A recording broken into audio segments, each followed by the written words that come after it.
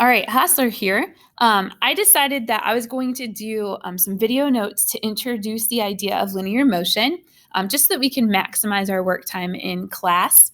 And so we are still in this section 5.5, only we're looking specifically, like I said, at linear motion. And I just want to preface this by saying I do not teach physics. I'm not qualified to teach physics. The last time I took a physics class was back in 2004. And so, I apologize if I misspeak or state something that is not true. Please let me know. However, I have conversed with physics teachers to make sure that the things I'm sharing with you are legitimate. But again, never hesitate to bring something up to me. So when we talk about linear motion, we are talking about motion. Okay, so the movement along a straight line. So if we're talking about an object that moves along a straight line, oftentimes you'll see things like a particle moves, blah, blah, blah, blah, blah. Okay, so motion along a straight line. And things that we have to talk about when we talk about linear motion are things like the position of an object.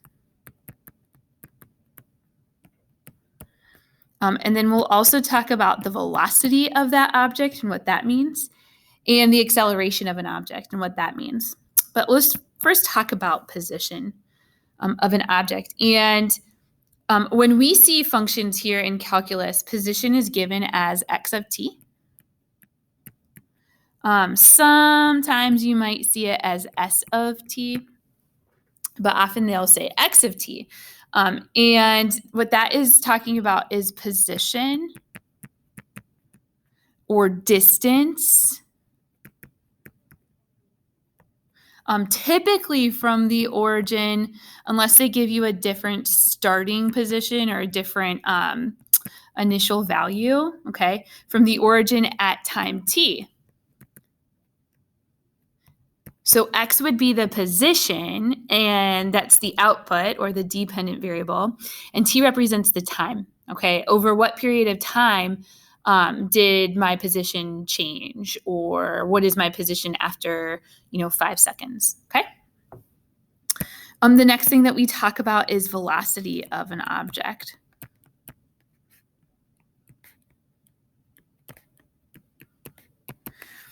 So the velocity is given by v of t, and the velocity is a rate. It's a rate of change of position. So if velocity is a rate of change of position with respect to time, then that means that I could take my position function, find the derivative of that position function, and I would get velocity, okay? So velocity is a rate of change of position. I take the derivative of position. And another way to represent that I'm doing x prime of t would be me writing dx dt. Remember, x represents position, that's the output, and t represents the independent variable or time. So let me just squeeze that in here. Rate of change of position with respect to time. So that's the thing that we have to get used to here, is that x is no longer the independent variable in these problems. T is the independent variable. Okay, so some things that we need to note about velocity that is going to help us when we go to do our problems, okay? The sign of velocity, whether it's positive or negative.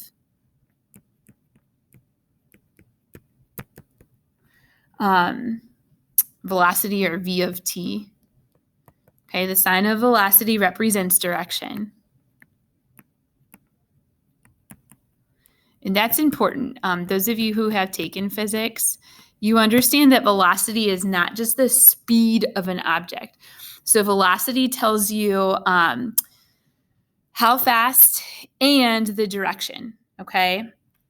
And so a positive velocity means that you're moving forward, or you're moving to the right. So sometimes in our problems, we're moving along an axis, and it's not that I move forward or backwards on an x-axis, I move left or right on an x-axis. or a t-axis in this particular case. So if I have a positive velocity, I'm moving forward or I'm moving to the right. And if I have a negative velocity, I'm moving backwards or to the left. Again, when we talk about those horizontal axes. Okay. So when we think of velocity, we think of two things. Velocity represents how fast and what direction. Those are the two things I need to think of with velocity. Okay. The how fast part is speed. So how fast would be speed, and speed is equal to the absolute value of velocity. If I just want to know how fast something is going, then I just want to look at the numerical value of velocity. Okay. But again, velocity comes with two parts, the sign and the number. The sign tells you the direction that the object is moving, and the number tells you how fast that object is moving, the rate at which that position is changing. And so if I'm looking at speed, I simply just care about the number, okay, and not the sign. All right, the last thing that we talk about is acceleration. And so acceleration of an object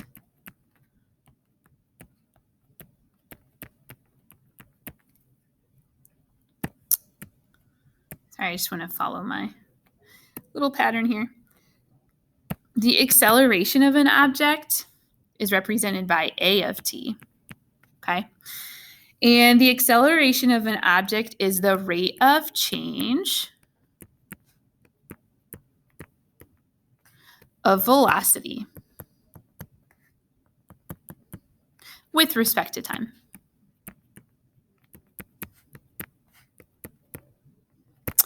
So if acceleration is the rate of change of velocity, that means I could take the derivative of velocity to get acceleration. And we already said that the derivative of the derivative of position equals velocity. So if I'm taking the derivative of velocity, that would be the second derivative of the position, okay? So this is actually a super big deal happening right here. This connection. Acceleration is equal to the derivative of velocity, and acceleration is equal to the second derivative of position. Okay. Similarly, very big relationship here, that velocity is equal to the derivative of position. So you have to keep track of how these pieces are related to each other and how we move from one description, a position of velocity or acceleration, to another. Okay. The last thing that we need to talk about is the total distance. So if I want to know how far in total the object has traveled, and what that means is that I don't care about direction. Okay, so I don't care about direction.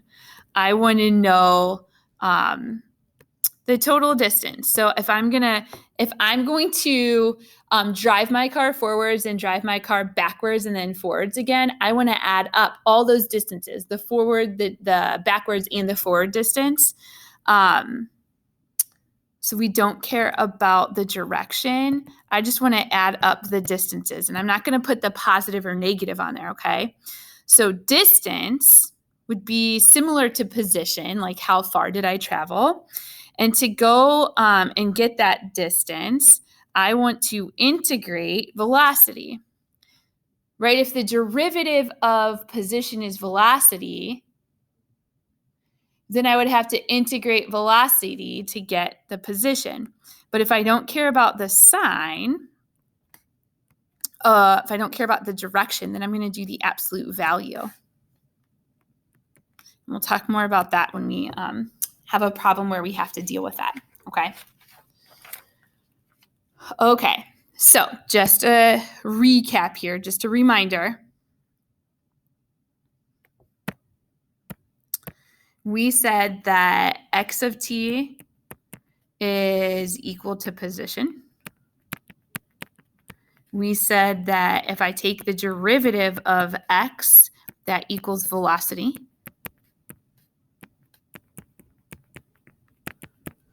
And if I take the derivative again, so the second derivative of position, which is the first derivative of velocity, I get acceleration. It's just nice to kind of put all these together in the same spot.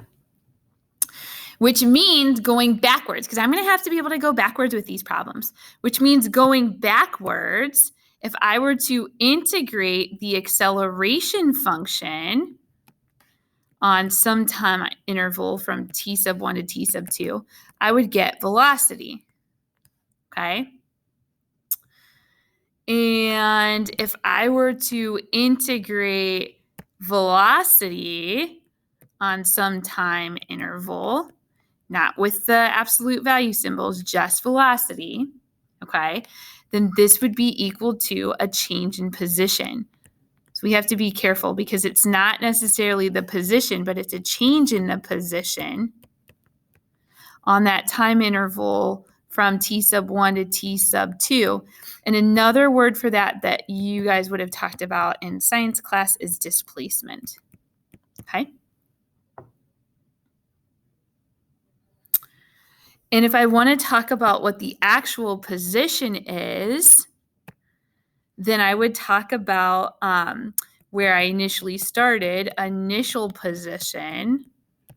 It's not always at the origin, plus my displacement, plus my change in position, which is the integral of velocity. That would be equal to my position.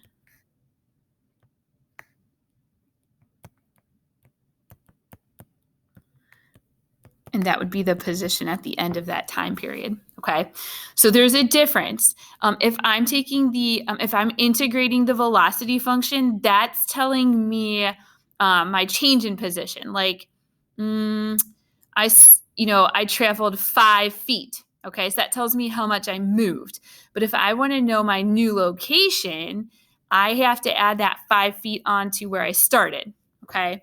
So that's the difference between the two.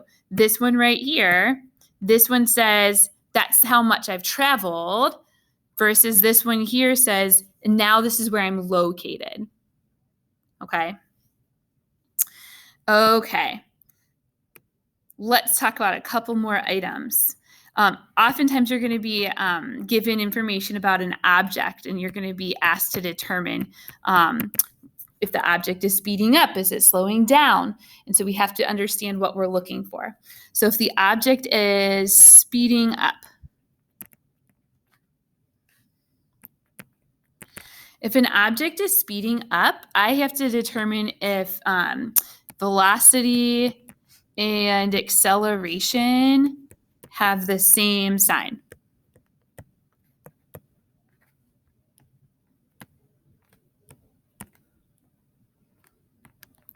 I'm looking at both velocity and acceleration, okay? So for example, if I have a positive velocity and a positive acceleration, I would get a graph that looks something like this, okay? So I have these positive slopes for my position function, and the slopes are getting steeper and steeper and steeper. And so what that means is that my derivative of this position function is positive. Those are the positive slopes. And those slopes are increasing. Okay, they're getting more and more positive. So the acceleration would be positive. Versus if I had negative velocity and negative acceleration, again, both the same sign, then I would get a graph that looks something like this. Okay. Again, I have negative slopes of my position functions. That's the negative velocity. And those negative slopes are getting more and more negative, steeper and steeper and steeper.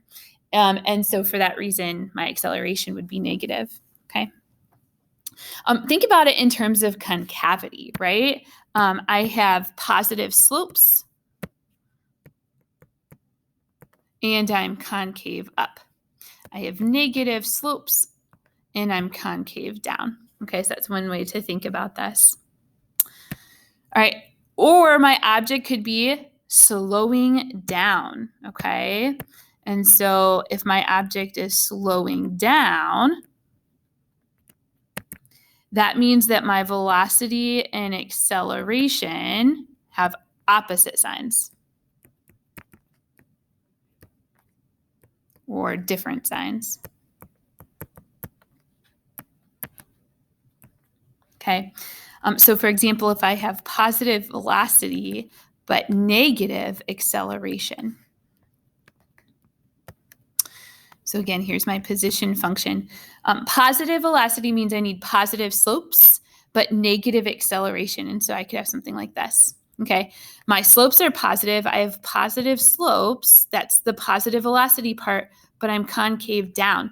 My slopes are getting less and less steep. Okay, so they're positive, but the value of those slopes is decreasing. Versus if I had negative velocity, but positive acceleration. So again, opposite signs. And that means that my object would have a graph that looks something like this, right? I have negative slopes, but those negative slopes are moving in a more positive direction, or they're getting less negative, so to speak. And so you have these negative slopes, but I'm concave up, which is why I have that positive acceleration.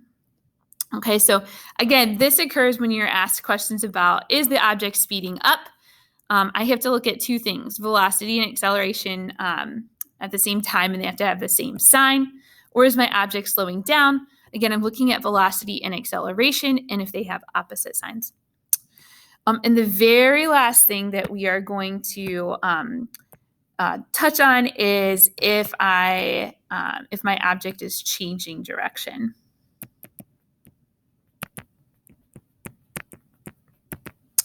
Okay, if my object is changing direction, remember, deals with velocity.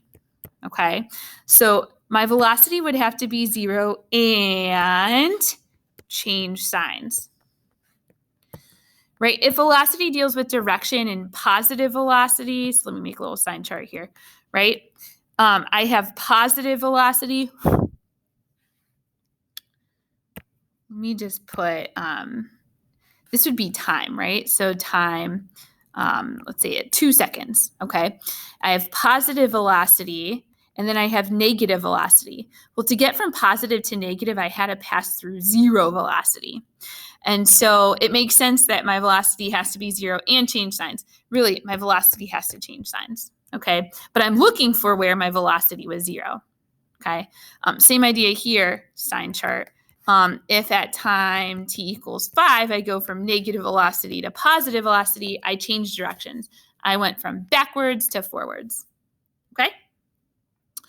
All right. So we're going to use all of this information to help us work through some calc free response questions on linear motion. So make sure that you took some good notes and you can use these as we work through our problems.